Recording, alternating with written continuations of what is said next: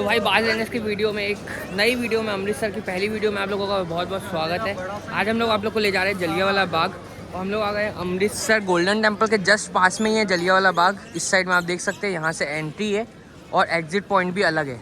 तो ये आप देख सकते हैं बीच में ऐसा कुछ चौक आएगा, यहाँ से आपको लेफ़्ट साइड में आपको दिख जाएगा। ये पूरा गोल्डन टेम्पल का एरिया है, जहाँ पे आप आएंगे तो आपको ईजिली मिल जाएगा, पता चल जाएगा कि कहाँ है जलियांवाला बाग।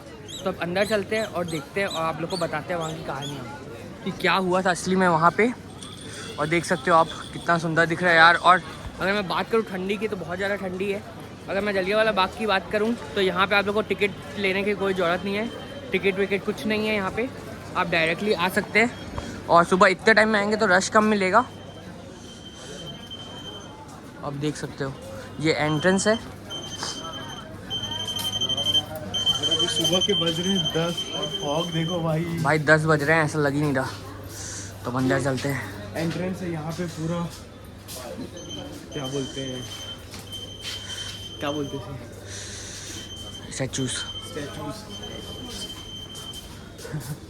भूल गया था। और भाई मेरी मानो तो यहाँ पे सुबह सुबह आओ तो आपको रश काफ़ी कम मिलेगा। बाद में अगर आते हो तो रश काफ़ी ज़्यादा हो जाता है। और क्योंकि फॉग है तो बहुत ज़्यादा ठंडी है, देख सकते हो पूरा फॉग है पूरा। अब अंदर चलते हैं और देखते हैं यहाँ पे क्या क्या है ना, और फिर मैं आपको इसके बारे में बताऊँगा कि असली में यहाँ क्या हुआ था। पहले अंदर चलते हैं। यहाँ पर कुछ इस टाइप के बने हुए हैं, ये गैलरी है और इसके अंदर आपको इसकी पूरी स्टोरी भी पता चलेगी किस टाइप से क्या हुआ था। तो आप देख सकते हो।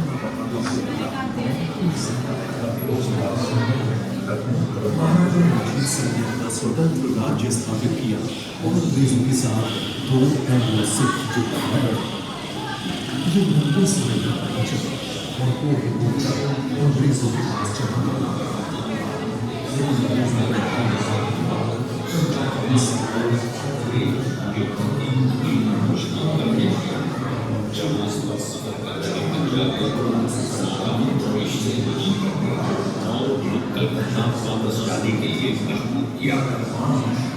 ये यात्री जन स्थानीय गुरुद्वारे में श्री गुरु ग्रंथ साहिब की प्रार्थना करना। तो भाई यहाँ पे हर जगह LED स्क्रीन लगा दी गई है और उसमें स्टोरीज जो भी हुआ था यहाँ पे इसके बारे में बताया जाता है।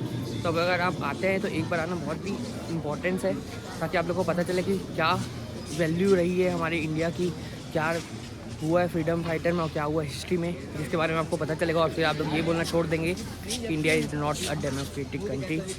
क्या होता था पहले और अब क्या हो रहा है, इसके बीच में डिफरेंस आपको अच्छे से पता चल जाएगा। और जो पीसफुल कम्युनिटी है वो भी समझ जाएगी कि अब बोलने की कितनी आज़ादी है, उस समय तो बिल्कुल भी नहीं थी। और देख सकते हो यार कितना फॉग है यहाँ पे और ये सारी जगह है। सितांश तो पीछे रह गया तो उसके लिए वेट करता हूँ मैं, फिर आगे निकलता हूँ। तो भाई आप लोग देख सकते हो मेरे पीछे ये वाला कुआँ है, यहीं पे लोग बच करके कूद गए थे। क्योंकि बेसिकली हुआ क्या था कि यहाँ के 3 रास्ते हैं और तीनों जगह पे टैंक खड़े कर दिए गए थे, जिसके कारण उन लोग बाहर की साइड भाग नहीं पाए। और पीछे साइड देखो बाउंड्रीज कितनी ऊपर थी, तो उन लोग सब एक साइड आ गए और उसके बाद उन लोगों को कोई जगह दिखी नहीं भागने की, तो वो सारे एक मतलब इसमें कूदते गए ताकि हम लोग को गोली ना लगे, हम लोग खुद से मर जाए उन लोग की गोली खाने से अच्छा।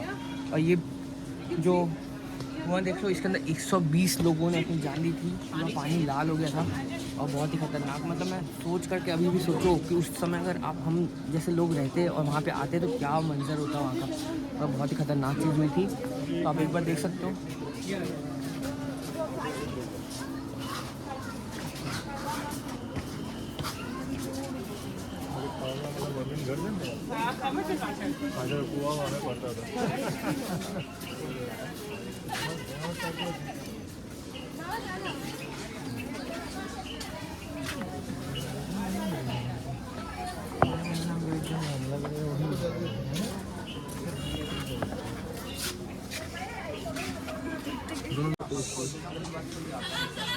आप लोग देख सकते हो बुलेट्स के पूरे मार्क्स हैं, इस टाइप के बुलेट्स।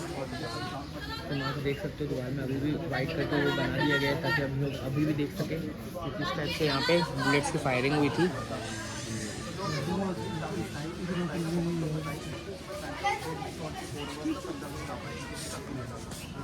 तो भाई अभी तक क्या आप लोग ने इसके विजुअल देख चुके होंगे भाई अब मैं इसकी स्टोरी बताता हूँ ताकि आप लोगों को रियलाइज़ हो कि इस जगह की इंपॉर्टेंस क्या है और आप लोगों को क्यों आना चाहिए यहाँ पे एक बार घूमने। एक बार तो लाइफ में ज़रूर आना चाहिए ताकि आप लोगों को पता चल सके कि क्या हुआ हिस्ट्री में। क्यों? हाँ, बहुत डेंजर है, मतलब बहुत डेंजर है। और आप लोग आओगे यहाँ तो आपकी पूरी सेंसेशन उठ जाएगी, मतलब कि भाई क्या हुआ है, क्या असली में हुआ है। यहाँ पे हर सारी स्टोरी पता चलती है अपन को।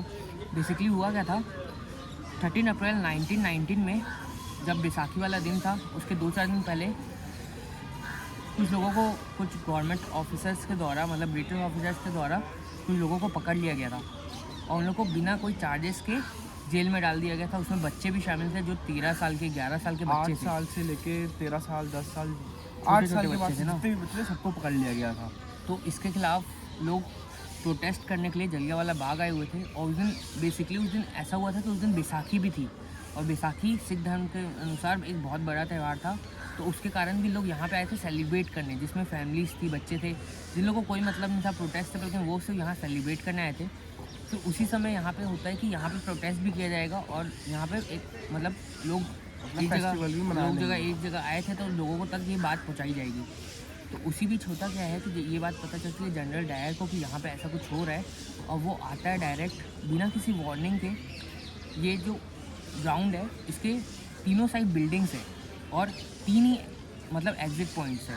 तो वो एग्जिट पॉइंट को पूरी तरह से कवर किया जाता है, हर जगह टैंकर्स लगा दिए जाते हैं। उसके बाद वो ऑर्डर दे देता है डायरेक्ट फायर का, कोई भी वार्निंग नहीं जाती कि यहाँ पे ये सब मत करो या फिर कुछ भी, डायरेक्ट फायर का ऑर्डर दिया जाता है। और भाई फायर रुकते नहीं है, कुछ 1700 से 1800 राउंड चलाए जाते हैं, जिसके आप गोलियों के निशान यहाँ पे देख ही लिए होंगे कि किस टाइप से अभी भी निशान दिखने मिलते हैं अपन को। और इसके सिर्फ 3 ही एग्जिट पॉइंट थे, वो भी सिर्फ एक ही साइड में है और बाकी साइड से एक कवर है। तो सारी पब्लिक एक साइड भागना चालू हुई और उसके बाद उन लोग को समझ नहीं आया क्योंकि बाउंड्रीज काफ़ी ऊपर है, तो उन लोग ना कूद पाए ना जा पाए इधर से और वो एक जगह ही फंस के रह गए। इसके बाद उन लोग ने तब तक उसमें फायर किया जब तक कि उन लोग को ऐसा लगा नहीं कि कोई बचा नहीं है। जितने लोग थे सब लगभग ख़त्म हो गए थे, क्योंकि ये बात भी छुपाई गई और दूसरे दिन ये बात को अलग टाइप से न्यूज़पेपर में लाया गया और जो लोग इसको न्यूज़ में सही तरीके से उन लोग प्रेस करना चाह रहे थे, प्रेजेंट करना चाह रहे थे, उन लोग को भी जेल में डाल दिया गया। स्थिति ऐसी हो गई थी कि लोगों ने सोचा कि गोलियों से अच्छा है कि उन लोग कुएं में कूद करके अपनी जान दे दें। उनकी गोली से मरने से अच्छा वो सोचे कि हम खुद से अपनी जान दे के देश के लिए कुछ काम आए, उनके हाथों ना मरे। तो आप लोग देख सकते हो वाले कुएं की भी हमने वीडियोस बनाई हैं, उसमें 120 से ज़्यादा, वो तो 120 सिर्फ उन लोग ब्रिटिश लोगों ने बताया था कि 120 लोग हैं, हाँ, बल्कि उससे कई गुना ज़्यादा वहाँ पे लोग उसमें कूद करके अपनी जान दे दी। उसी से अंदाज़ा लगा लो कि वो जो कुआं है जो हम लोग अपनी वीडियो में दिखाए वो पूरा फुल हो चुका था, मतलब इतने लोग उसके ऊपर कूद गए थे कि वो पूरा भर गया था कुआं ऊपर तक। तो 120 से तो कई ज़्यादा लोग कूदे होंगे।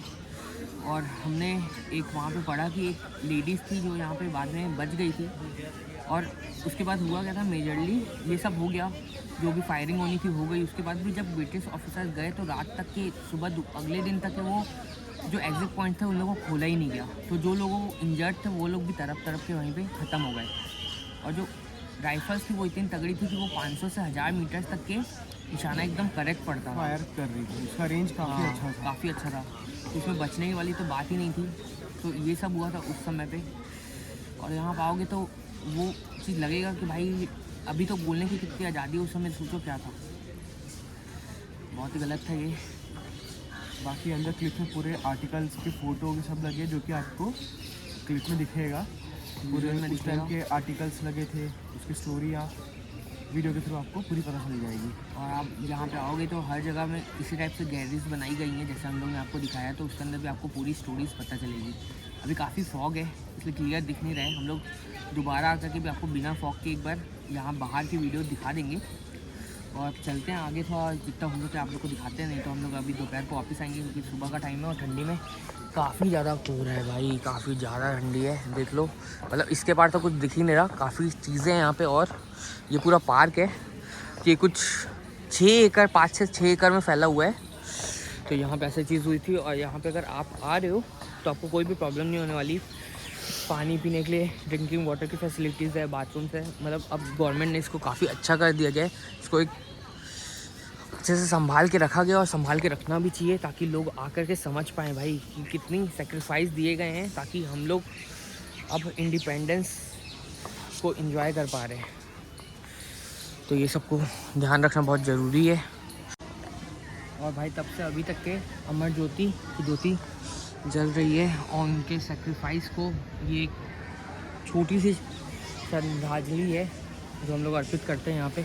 ये तो बहुत छोटा सा चीज़ है जो उनके लिए हम लोग कर पा रहे हैं, और उन लोग ने जो हमारे लिए किया है वो काफ़ी बड़ी चीज़ है।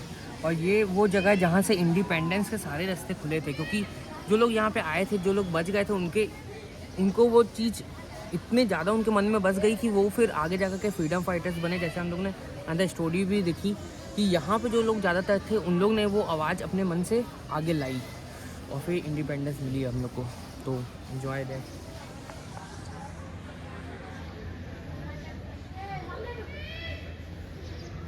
होप सो आप लोग को ये वीडियो अच्छी लगी होगी, और हम लोग कोशिश तो ये की है जितना ज़्यादा कर सके उतना ज़्यादा हमने कवर किया है। यहाँ की स्टोरी जितना बता सकते हमने बताया है।